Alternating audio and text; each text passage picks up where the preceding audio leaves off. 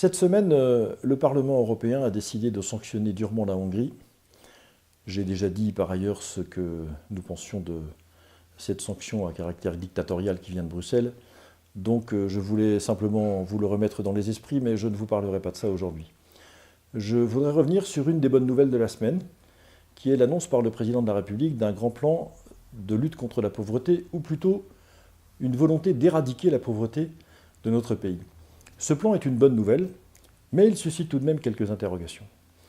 C'est une bonne nouvelle d'abord parce que, pour la première fois, un responsable politique en France annonce son ambition d'éradiquer la pauvreté et pas simplement de la faire reculer. D'ailleurs, tous ceux qui ont annoncé qu'ils voulaient la faire reculer, en réalité, y ont échoué, puisque s'ils avaient réussi, on ne se reposerait pas la question aujourd'hui, par définition. Donc cette volonté d'affichage, cette affirmation, cette fermeté-là d'intention est bonne et il faut la saluer.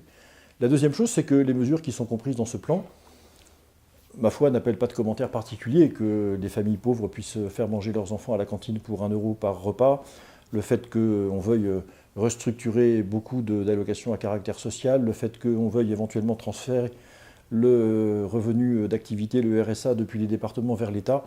Il n'y a pas grand-chose à dire à tout cela. Je pense que ce sont des mesures qui vont dans le bon sens et que le moment venu, il faudra soutenir. Nous en verrons la traduction dans la loi de finances 2019, mais pour l'instant, il n'y a pas grand-chose à dire, donc ni sur l'intention générale, ni sur les mesures qui sont choisies.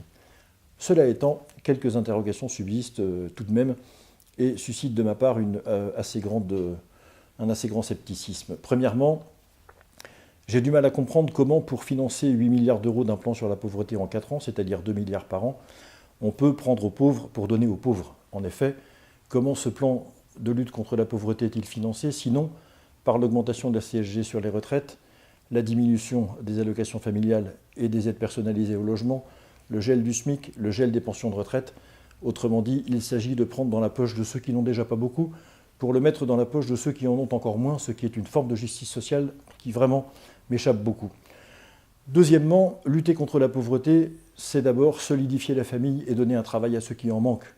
Et je ne vois pas ce qu'il y a par ailleurs dans la politique du gouvernement qui permette d'avancer vraiment dans cette direction.